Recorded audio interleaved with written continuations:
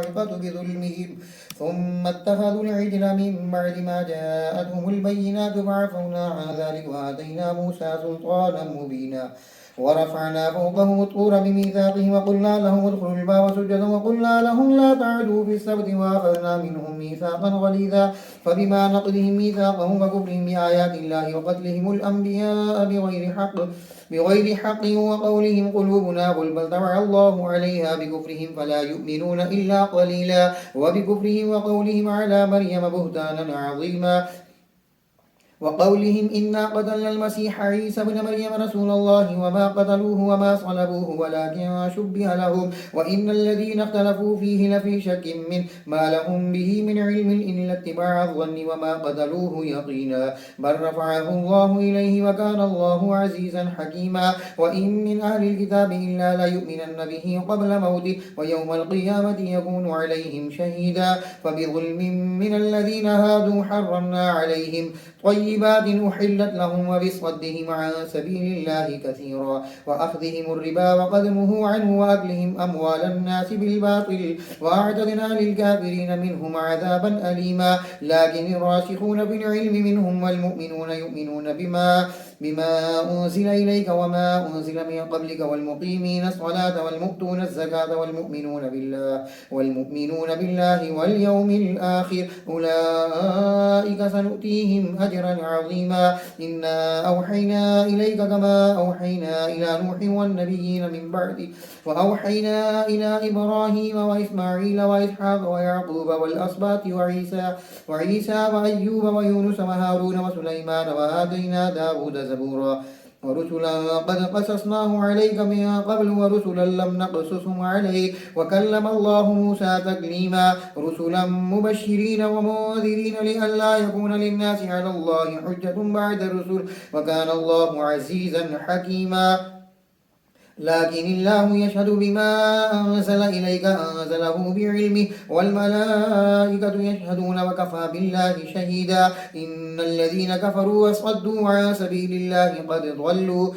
ضلوا ضلالا بعيدا إن الذين كفروا وظلموا لم يكن الله ليغفر لهم ولا ليهديهم طريقا إلا طريق جهنم خالدين فيها أبدا وكان ذلك على الله يسيرا يا أيها الناس قد جاءكم الرسول بالحق من ربكم فآمنوا خيرا لكم وإن تكفروا فإن لله ما في السماوات والأرض وكان الله عليما حكيما يا أهل الكتاب لا تغلوا في دينكم ولا تقولوا على الله إلا الحق إنما المسيح عيسى بن مريم رسول الله وكلمته ألقاها إلى مريم وروح منه فآمنوا بالله ورسوله ولا تقولوا ثلاثة انتهوا خيرا لكم إنما الله إله واحد سبحانه أن يكون له ولد له ما في السماوات وما في الأرض وكفى بالله وكيلا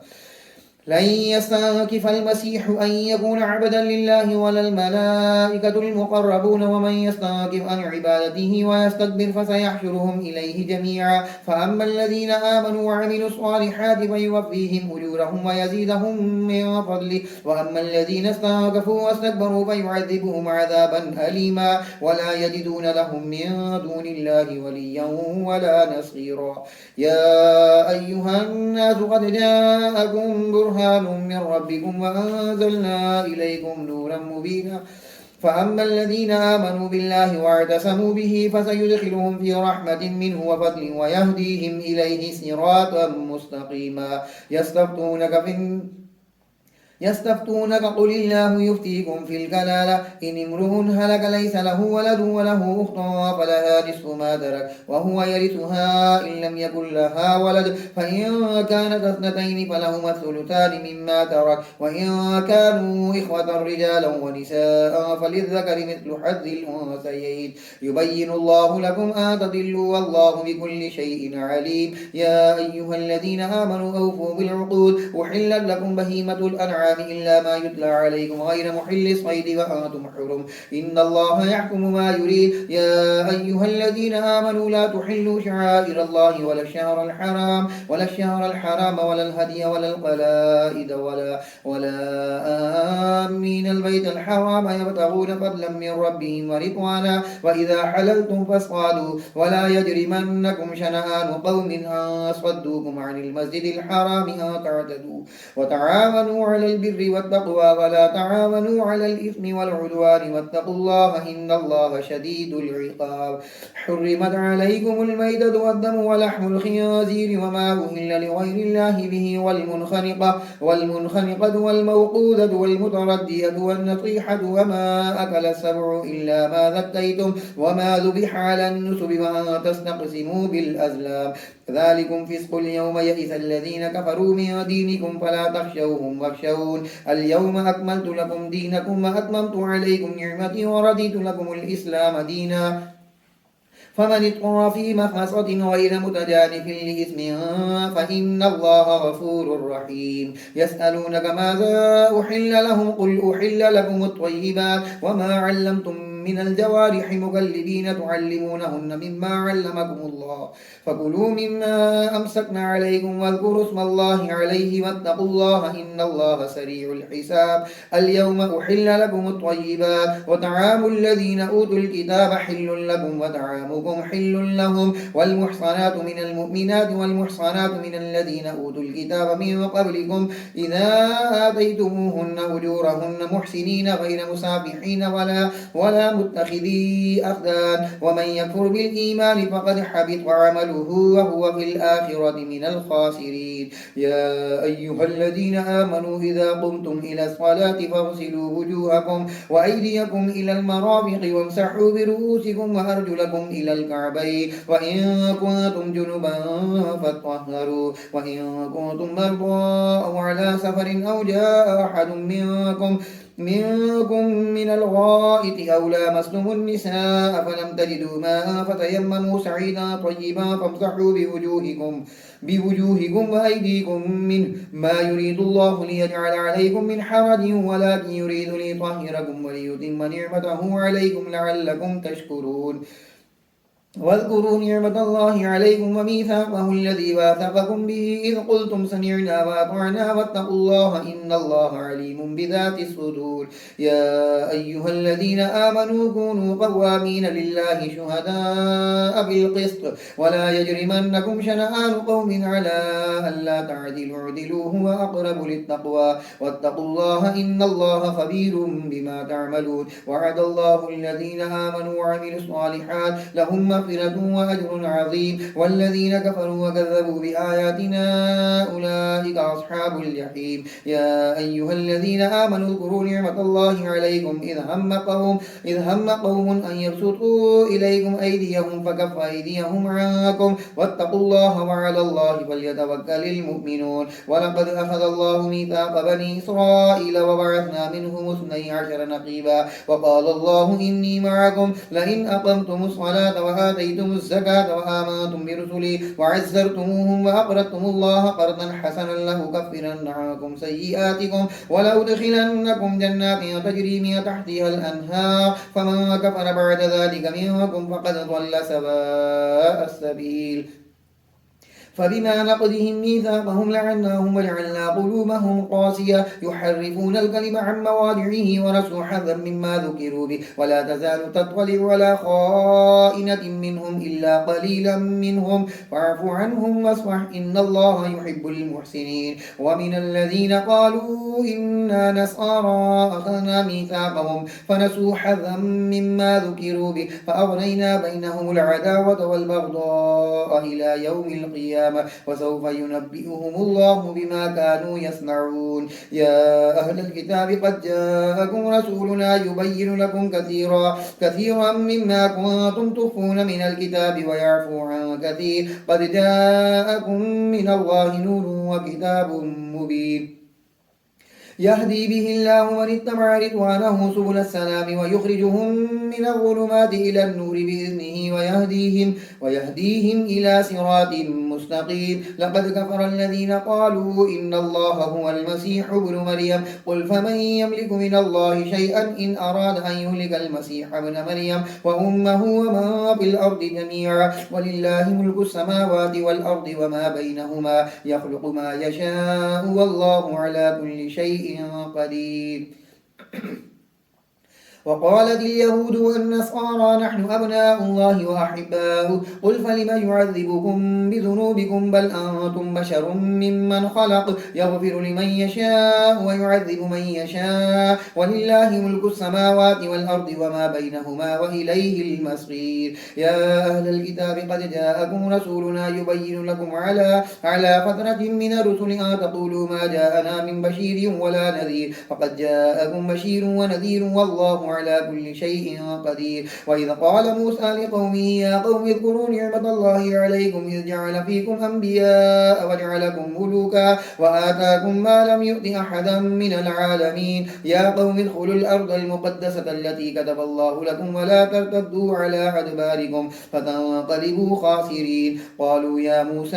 إن فيها قوما جبارين وإنا لن ندخلها حتى يخرجوا منها فإن يخرجوا منها فإنا داخلون. قال رجلان من الذين يخافون أنعم الله عليهم ادخلوا عليهم الباب فإذا دخلتموه فإنكم غالبون وعلى الله فتوكلوا إن كنتم مؤمنين. قالوا يا موسى إنا لن ندخلها أبدا ما داموا فيها فاذهب أنت وربك فقاتلا إنا هاهنا قاعدون. قال رب إني لا أملك إلا نفسي وأخي فافرق بيننا وبين القوم الفاسقين. قال فإنها محرمة عليهم 40 سنة يتيهون في الأرض فلا تأس على القوم الفاسقين.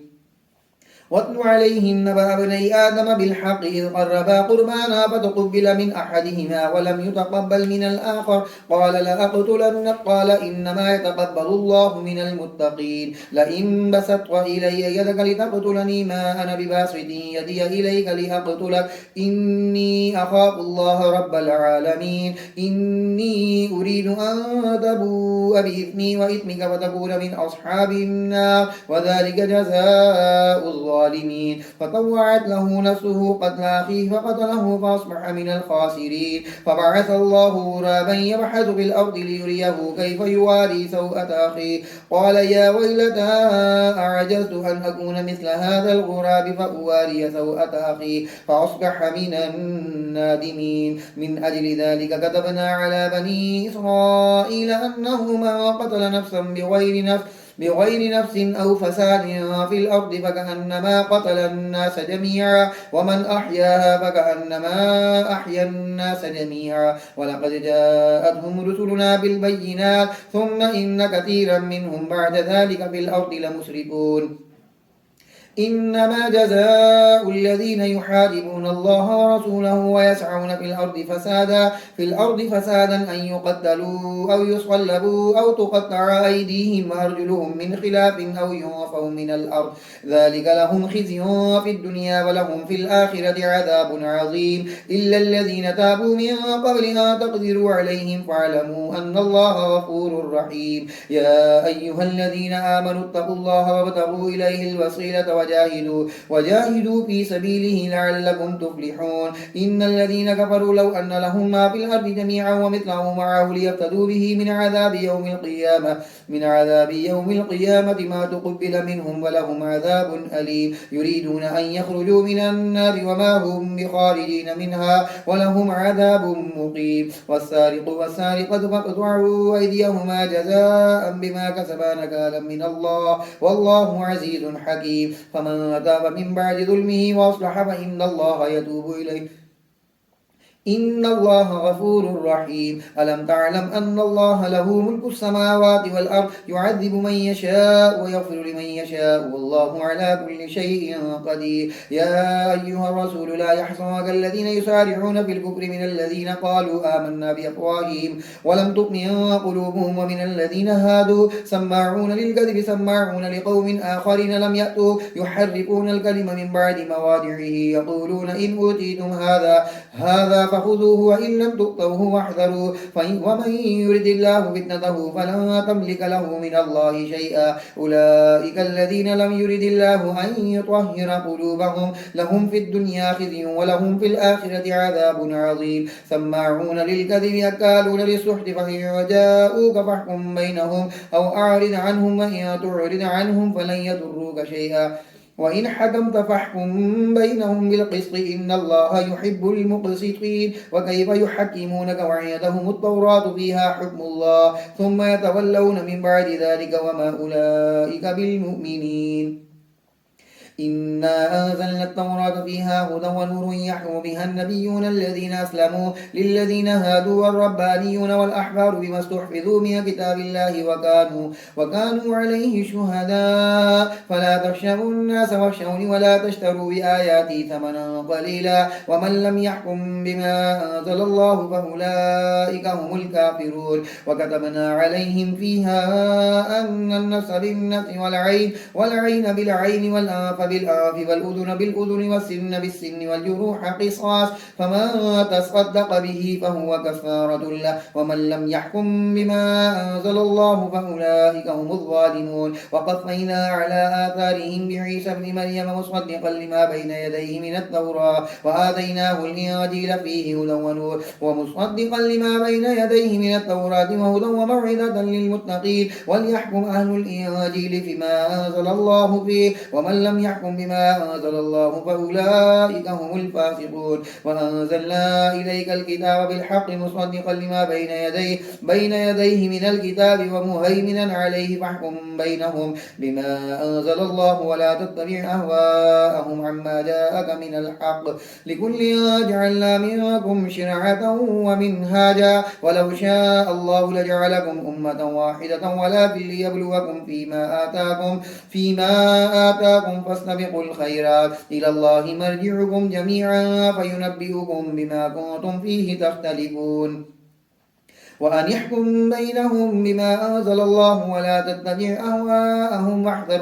واحذرهم أن يفتنوك عن بعد ما أنزل الله إليك فإن تولوا فاعلم أنما يريد الله أن يصيبهم ببعض ذنوبهم وإن كثيرا من الناس لفاسقون أفحكم الجاهلية يبغون ومن أحسن من الله حكما لقوم يوقنون يا أيها الذين آمنوا لا تتخذوا اليهود والنصارى أولياء بعضهم أولياء بعض ومن يتولهم منكم فإنه منهم إن الله لا يهدي القوم الظالمين فترى الذين في قلوبهم مرض يصارعون فيهم يقولون نخشى أن تصيبنا دائرة فعسى الله أن يأتي بالفتح أو أمر من عنده فيصبحوا على ما أسروا في أنفسهم نادمين ويقول الذين آمنوا أهؤلاء الذين أقسموا بالله جهد أيمانهم إنهم لمعكم حبطت أعمالهم فأصبحوا خاسرين يا أيها الذين آمنوا من يرتد منكم عن دينه فسوف يأتي الله بقوم يحبهم ويحبونه أذلة على المؤمنين أعزة على الكافرين يجاهدون في سبيل الله ولا يخافون لومة لائم ذلك فضل الله يؤتيه من يشاء والله واسع عليم إنما وليكم الله ورسوله والذين آمنوا الذين يقيمون الصلاة ويؤتون الزكاة وهم راكعون ومن يتول الله ورسوله والذين آمنوا فإن حزب الله هم الغالبون يا أيها الذين آمنوا لا تتخذوا الذين اتخذوا دينكم هزوا ولعبا من الذين أوتوا الكتاب من قبلكم والكفار أولياء واتقوا الله إن كنتم مؤمنين وإذا ناديتم إلى الصلاة اتخذوها هزوا ولعبا ذلك بأنهم قوم لا يعقلون قل يا أهل الكتاب هل تنقمون منا إلا أن آمنا بالله وما أنزل إلينا وما أنزل من قبل وأن أكثركم فاسقون قل هل أنبئكم بشر من ذلك مثوبة عند الله من لعنه الله وغضب عليه وجعل منهم القردة والخنازير وعبد الطاغوت أولئك شر مكانا وأضل عن سواء السبيل وإذا جاءوكم قالوا آمنا وقد دخلوا بالكفر وهم قد خرجوا به والله أعلم بما كانوا يكتمون وترى كثيرا منهم يسارعون في الإثم والعدوان وأكلهم السحت لبئس ما كانوا يعملون لولا ينهاهم الربانيون والأحبار عن قولهم الإثم وأكلهم السحت لبئس ما كانوا يصنعون وقالت اليهود يد الله مغلولة غلت أيديهم ولعنوا بما قالوا بل يداه مبسوطتان ينفق كيف يشاء وليزيدن كثيرا منهم ما أنزل إليك من ربك طغيانا وكفرا وألقينا بينهم العداوة والبغضاء إلى يوم القيامة كلما أوقدوا نارا للحرب أطفأها الله ويسعون في الأرض فسادا والله لا يحب المفسدين ولو أن أهل الكتاب آمنوا واتقوا لكفرنا عنهم سيئاتهم ولأدخلناهم جنات النعيم ولو أنهم أقاموا التوراة والإنجيل وما أنزل إليهم من ربهم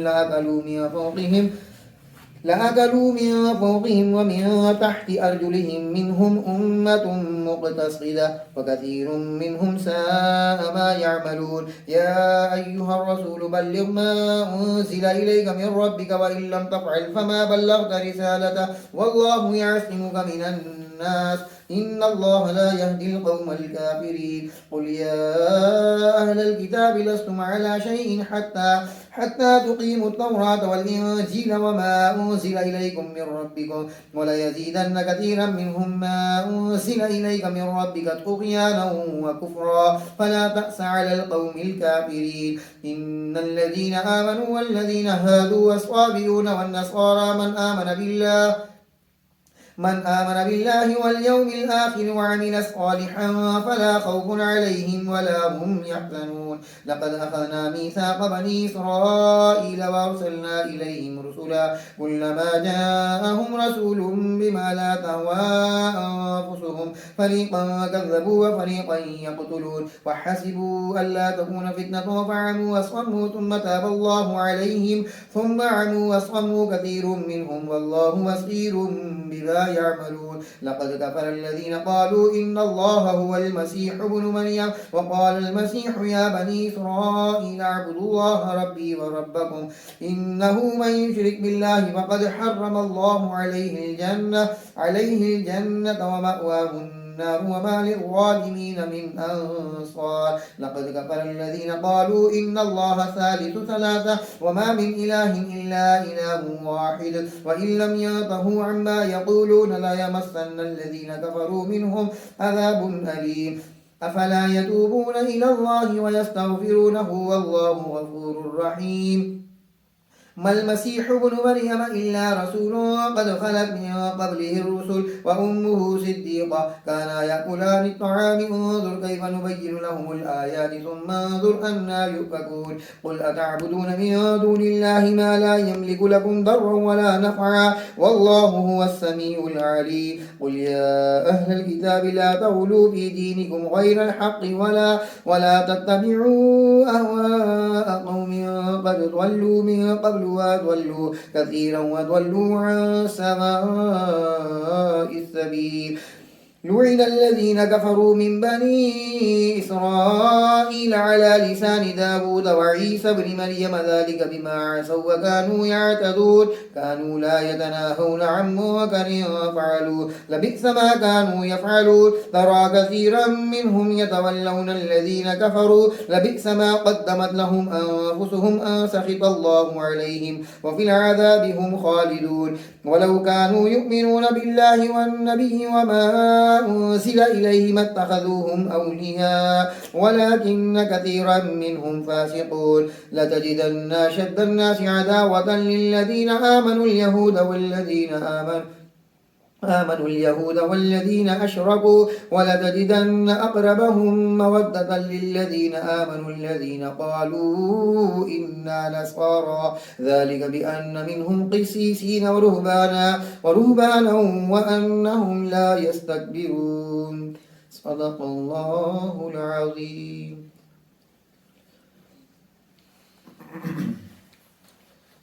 صلى الله عليه